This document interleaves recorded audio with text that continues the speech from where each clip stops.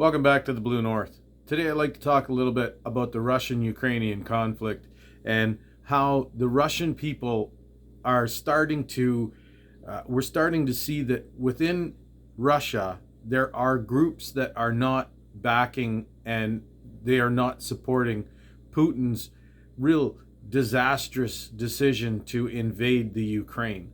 Of course, our heart goes out to the people of Ukraine, and man, what a fight that they are putting up. What an absolute, uh, show of strength and pride in the country and their heritage and just not wanting to be taken over by the likes of Putin and his, dictatorship-like style of governing.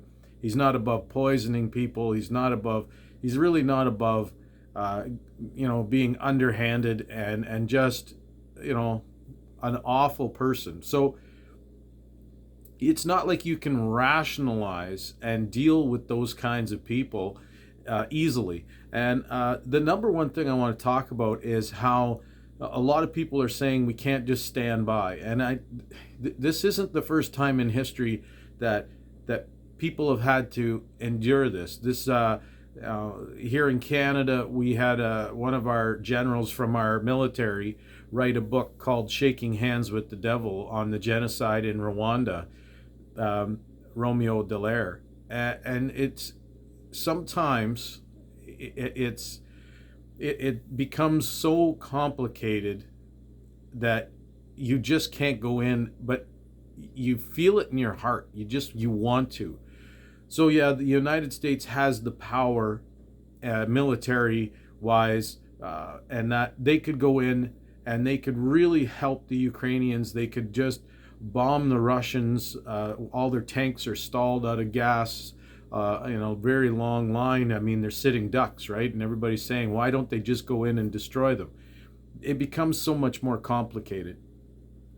You can't just go in and strike a country even though they're at war with another country, because if the United States and Canada throws their support, which we have thrown support behind, we will give military aid, we will give financial aid, we will give support morally and whatever we can, but we can't go in with our military and strike the Russians, because if we do that, then those countries supporting the Russian army and Putin it'll create what everybody's kind of thinking is going to happen is World War III.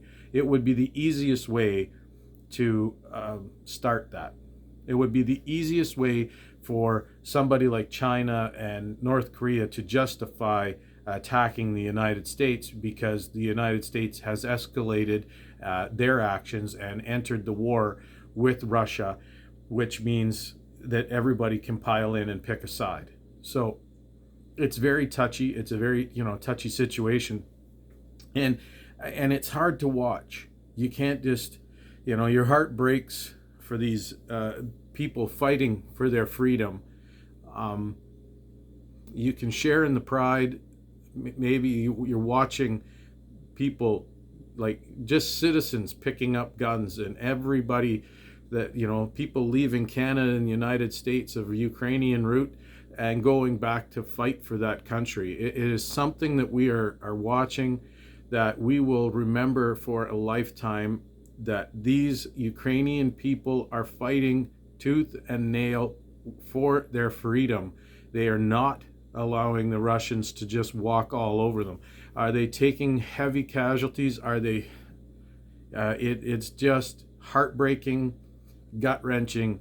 It's an awful thing to witness how Putin is attacking civilians, how he's purposely attacking civilians, threatening nuclear attacks, which is basically a very intelligent way of, with the media focusing on the civilian aspect, it's making him look morally bankrupt, which he is. But by saying, I'm going to threaten nukes, well, then it takes that all the way and puts the media focusing on the nuclear attack and that threat other than the atrocities that he's carrying out towards the people of Ukraine. So for those people thinking that Putin has lost his mind, that he's gone insane, he hasn't, because he's still thinking smartly enough to say that I'm going to do a nuclear attack, and then it alleviates that pressure of all the civilians that he's killed and wounded. So with the tensions he's really going to enter the country with a lot of firepower. He's got, if he can get these tanks refueled, and he's got the airspace. He's really raining down a lot of heavy missiles, and sadly where he's making them land. He took out a Holocaust memorial site. He took out apartment buildings, the government buildings. He's not interested in the people of Ukraine. He is showing that there is absolute zero concern for children, for women, for elderly, for sick. He has absolutely no humanitarian aspects in him. He is just cruel and cold, calculating, and he is going after the civilians in this war because they dare to fight back for their freedom. So he is now targeting really anyone and everyone. He's trying to we don't know what it is, but it's almost as if he's gone mad. But the sanctions that are coming from from everywhere in the world, unfortunately, he still makes quite a bit of money for his gas and natural resources. There, Germany and some of these other countries rely on him for, I think, 60% or 40% of their overall consumption. That's huge when you think about this, Germany and how advanced they are and how large a population they have, and how many homes and everything else. And if that's how they're heating their homes, and that's how they're cooking, and that's how they're, using this gas for businesses and whatever else, it could really cripple a lot of Europe by shutting off the gas. But then Russia would have no money, so they don't really want to shut off the gas. But in a sense, you've tied your country to Russia by asking them for their natural resources, and then you have no diversity. You have no one else to go to, so you're really handing them money, billions of dollars, to fuel their fight against Ukraine in a roundabout way. So there's a lot of we're learning a lot from this, and I think a lot of countries are going to have to come up with more diverse supply chains for their needs, because having all of your eggs in one basket seems to be not working too well for a lot of countries. They're kind of handicapped or handcuffed, to the Russian economy and to the Russian supply for their economy as well. So we're witnessing a real devastation and a real catastrophe happening here, all from one individual who has just a maniacal want for power and for greed. I'm guessing because of the lack of interest in the people of the Ukraine, that he's not there to take this country over and then do for them what he does for the Russian people. Not that he treats them much better, but we're seeing a real lack of concern for even children. He simply wants what's in the ground in Ukraine. He really wants their natural resources so that he can have a stranglehold on even more of the supply. There's a lot of rich natural resources in Ukraine. Even right down to the sunflower oil, sunflowers. They have black earth that is one of the largest deposits of black earth on the planet. They have iron ore, and they have different types of iron ore, and they have that will supply China and their steel making. And then, of course, when they supply them with the iron ore that China needs, they'll give them the gas that they need as well to fuel their furnaces and whatever else to make the steel. And that should be somewhat of a concern for Canada here in Ontario. And I work at a steel mill myself. We have 3 in Ontario, and it's Chinese steel being flooded into the market it really affects the 3 mills here in Ontario. So we have there's a lot of concerns, but none greater than the concern for the Ukrainian people. Unfortunately, there is that aspect of, you can't just jump in with both feet and give the help that a lot of people are saying, why don't we just jump right in and give Ukraine like help with our military and with the United States military? And it just doesn't work that way. And unfortunately, we are witnessing what one maniacal person that is hell-bent on just controlling and with a complete lack of concern for humanitarian issues or for people, and just, this is what malevolence looks like. This is what, a narcissist and this is what a dictator looks like. We talk about this all the time here in Canada and the United States. They want to paint everybody that they don't politically agree with as this fascist and this dictator and this, that, and the other. Well, here we look at what a real one looks like. This is what truly evil looks like. When you're bombing apartment buildings and you're killing children and you're killing women and civilians, and on purpose, that's what you're targeting. We're really witnessing the end of Putin if the Ukrainian people can just hang on. And if they're gaining in some places, they're actually getting the better of the Russians.